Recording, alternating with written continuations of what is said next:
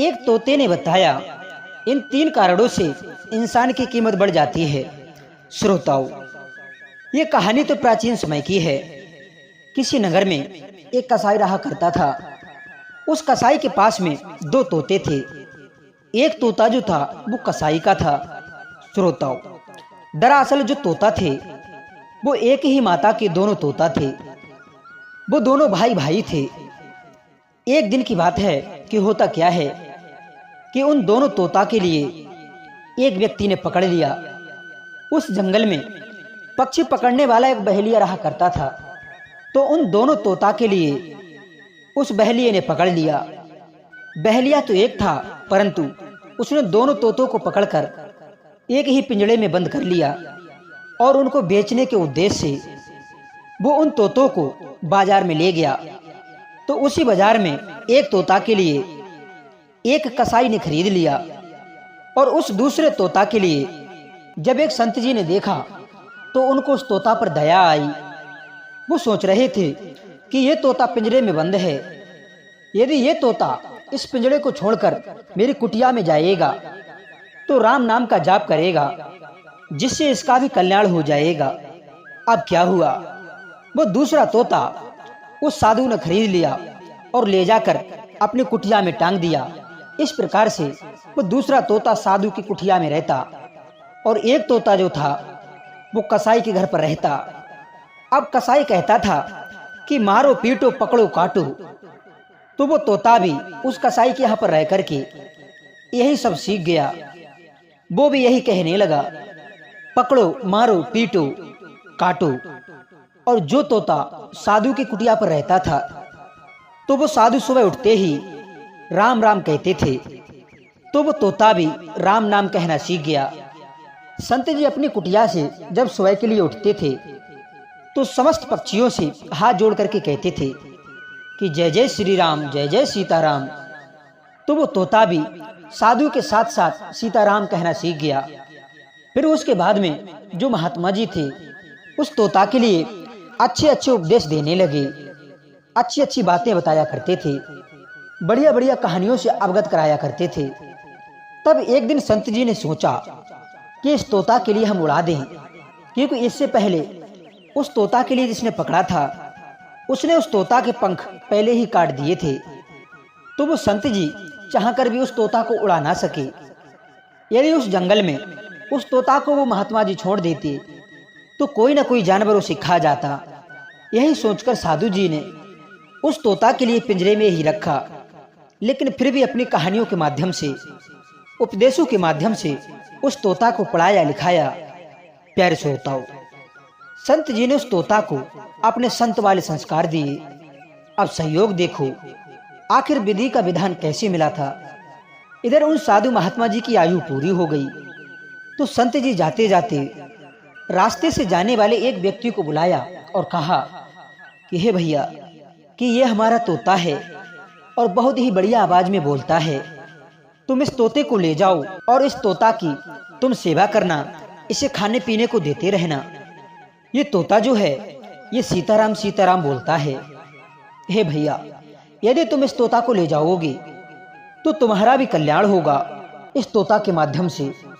अब साधु जी को लगने लगा, यदि मैं मर जाऊंगा तो उस तोता की देखभाल कौन करेगा। यही सोचकर साधु जी ने उस तोता को एक मुसाफिर के लिए दे दिया। विधि का विधान देखो कि वो मुसाफिर कोई और नहीं था, वही कसाई था, जिसके पास में उसका भाई दूसरा तोता मौजूद था। वही कसाई जा रहा था। तो इस प्रकार से उस कसाई के घर में वो दूसरा वाला भी तोता पहुंच गया और कसाई के घर में एक तोता पहले से था। तो फिर वो दोनों तोता जब एक दूसरे के सामने पहुंचते हैं तो एक दूसरे को पहचान लेते हैं। अब उस तोते ने कसाई वाले तोते से पूछा कि हे भैया, कैसे हो तुम। तो दूसरे वाले तोता ने जवाब दिया कि भैया, मैं तो ठीक हूँ। तो संत जी के तोता ने कहा, यहाँ पर रहकर के तुम क्या सीखते हो। तो वो तोता कहने लगा, मैं सीखता हूँ पकड़ो मारो काटो। हे भैया, मैंने यहाँ पर रहकर यही सीखा है। तब संत जी के तोता ने कहा कि हे भाई, तेरा इन बातों से कल्याण नहीं होगा। अब जो मैं बोल रहा हूं वही तू बोल सीताराम, जय जय श्री राम।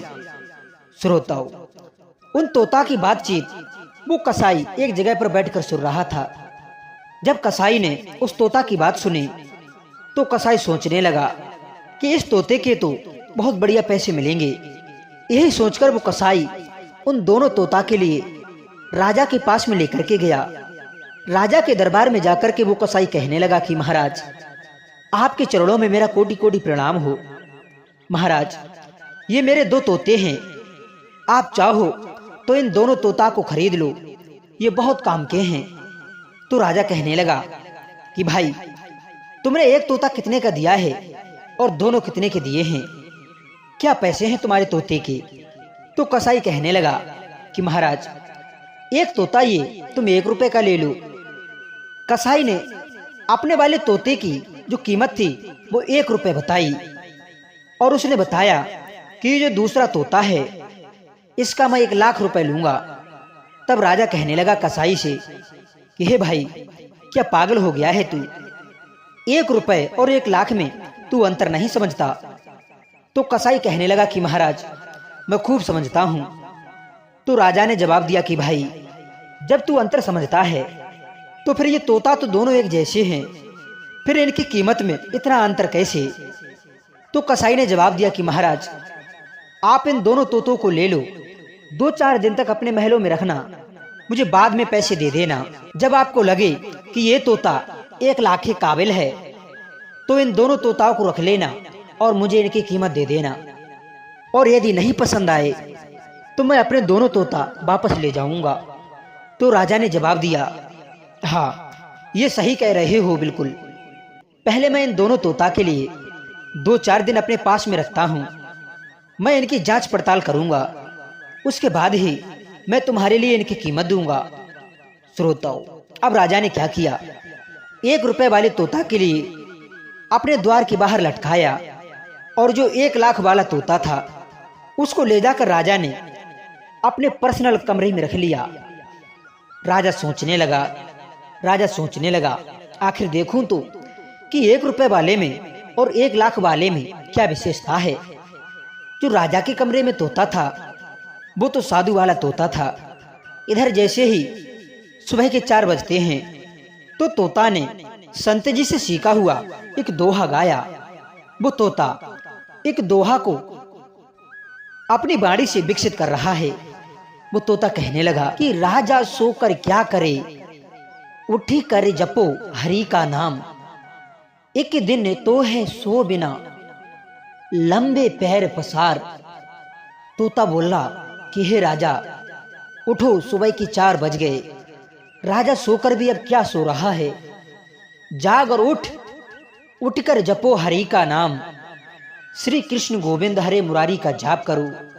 महाराज, एक दिन तो आपको सो ही जाना है, ऐसे ही लंबे पैर पसार कर एक दिन हम सब ऐसे ही नींद में सो जाएंगे, आग लगी रहेगी और हम जलते रहेंगे, और फिर भी महाराज हमारी नींद नहीं खुलेगी। यदि अभी कोई खांस भी दे तो हमारी नींद टूट जाती है, नींद खुल जाती है। अभी यदि कोई हमारे लिए छू भी दे तो हमारी निद्रा टूट जाती है। लेकिन एक दिन हम सब ऐसे सोएंगे कि हमें दुनिया उठाएगी, फिर भी हम नहीं उठेंगे। एक दिन हम जलते रहेंगे, हमारे हाथ पैरों में आग लगी ही रहेगी, फिर भी हम नहीं जागेंगे। महाराज, हम सब ऐसे नींद सो जाएंगे एक दिन। जागो राजन, तुम क्यों सो रहे हो? महाराज उठो और मेरे साथ साथ बोलो, श्री कृष्ण गोविंद हरे मुरारी, हे नाथ नारायण वासुदेवा। तब वह तोता उस तोता की आवाज को सुनकर, इन बातों को सुनकर बड़ा ही प्रभावित हुआ। वो राजा सोचने लगा कि ऐसी बात तो आज तक मेरे लिए किसी साधु संत ने भी नहीं सुनाई। तब वह तोता राजा के सामने टंगा है और वो राजा दोनों हाथ जोड़कर उस तोता के सम्मुख बैठ गया और राजा कहने लगा कि हे तोता भाई, मेरे लिए कुछ और सुनाओ। तब तोता ने जवाब दिया कि महाराज, तुम जानते हो क्या, तुम्हारे सिर पर कोई घूम रहा है। राजा एकदम चौंका और बोला कि अरे भाई, कैसी बातें कर रही हो, अभी तो कोई भी नहीं है। तोता कहने लगा कि महाराज है तो, परंतु आपको दिखाई नहीं दे रहा है। तो राजा कहने लगा कि अरे तोता भाई बताओ कौन घूम रहा है। तो तोता कहता है कि महाराज आपके सिर पर काल घूम रहा है। काल एक ऐसी चीज है, वो हम सबके सिर पर घूमता रहता है, हमारे सिर पर नृत्य करता रहता है। हम धीरे धीरे करके काल के गाल में समा रहे हैं। कहते हैं यदि हमारी 20 साल की आयु है तो हमारे 20 साल काल के गाल में समा गए। 30 साल की आयु है तो 30 साल भी हमारे काल के गाल में समा गए। श्रोताओ, आपने कभी भी सर्प के लिए मेंढक खाते हुए और मेंढक को सर्प खाते हुए देखा है कभी? जब बरसात का मौसम आता है तो सर्प मेंढक के लिए पकड़ लेता है। अक्सर आप लोगों ने देखा होगा जब सर्प मेंढक के लिए पकड़ता है तो आधा मेंढक सर्प के मुंह में चला जाता है और आधा जो बाहर कीट पतंगे होते हैं वो उनके लिए भी खाता रहता है। देखिए मेंढक दबा किसके मुंह में है? काल के, अर्थात उस सर्प के मुख में। लेकिन वो फिर भी अपने जीव को लपलपाता रहता है। वो चाहता है कि उसे इतने पर भी कुछ मिल जाए तो उसे वो खा ले। इसी प्रकार से इंसान खुद खा रहा है फिर भी दूसरे को खाने की इच्छा करता है। उसे ये ज्ञान नहीं है कि हमारी धीरे धीरे हमारी आयु क्षीण हो रही है। इंसान तो अपने शौक और शौकत में लगा रहता है। इसी प्रकार से हमारे जीवन में ये जो सर्प है ये कौन है? ये है काल। इसी प्रकार से हम काल के मुख में दबे हुए हैं। ये काल हमें धीरे धीरे निगल रहा है। ये काल रूपी सर्प जो है आधा तो हमारे लिए निगल चुका, अर्थात यदि हमारी जन्म हो गया और हम थोड़े बड़े हो गए, जवानी में पहुंच गए, समझ लीजिए कि आधा तो हमें काल ने खा लिया। जब आप छोटे थे तो आपके गाल फूले हुए थे, अब बढ़ती हुई उम्र के कारण आपके गाल भी बैठ चुके हैं। तो यही काल ही तो है जो हमारे लिए अपने मुख में दबाए हुए है और हमारे लिए निगल रहा है। जैसे जैसे हमारी उम्र बढ़ती जा रही है उसी प्रकार से काल हमारे लिए निगल रहा है। श्रोताओं, अब वहीं पर आ जाइए। जब तोता ने राजा को ये बात समझाई कि तुम्हारे सर पर काल मंडरा रहा है, काल नाच रहा है, अब इतने पर भी तुम भगवान के शरण में क्यों नहीं जाते? राजा ने अपनी वाणी से ये बातें कही तो राजा की आंखें खुल गईं। अब तो राजा को लगने लगा कि ये तोता तो 1 लाख में भी बहुत सस्ता है। ये तोता तो मुझे करोड़ों का मालूम पड़ता है।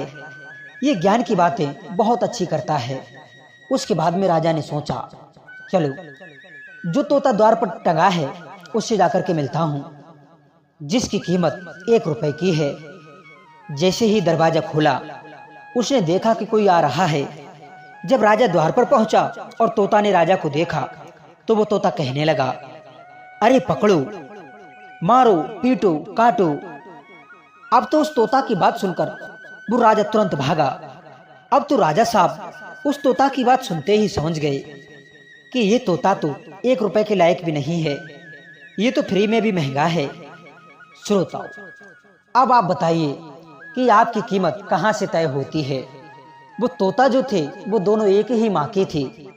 दोनों का रूप रंग एक जैसा था, लेकिन दोनों की कीमत में इतना अधिक अंतर है। एक तोतों की 1 रुपए और दूसरे वाले की 1 लाख रुपए। श्रोताओ, ऐसा क्यों है? आखिर कीमत कहाँ से घटती है और कहाँ से बढ़ती है? यही समझना है हमारे लिए। श्रोताओ, उस तोता को संत महाराज की संगति मिल गई, इसीलिए उस तोता की कीमत बढ़ गई, और दूसरे वाले तोता को कसाई की संगत मिल गई, इसलिए उसकी कीमत घट गई। इस कहानी का तात्पर्य ये है कि कहते हैं इस संसार में जितने अच्छे लोगों की आपको संगत मिलेगी उतनी ही आपकी कीमत अधिक होती जाएगी। उतने ही अच्छे आपके संस्कार होंगे, वैसे ही आपके विचार होंगे। और यदि आपके विचार बढ़िया होंगे तो आपकी आने वाली संतान के भी विचार बहुत बढ़िया होंगे। और जितने घटिया लोगों की संगत करोगे उतने ही आपकी कीमत घटती जाएगी, और वही प्रभाव आपके परिवार, आपके बच्चों पर पड़ेगा। इसलिए हमेशा अपनी जिंदगी में ऐसे लोगों का चयन करो जिनके अच्छे विचार हों, अच्छे संस्कार हों, ना कि बुरे लोगों का। यदि आपको संगत में पड़े तो आपकी कीमत डाउन हो जाएगी और आप अपनी भरी जिंदगी को नरक बना लेंगे।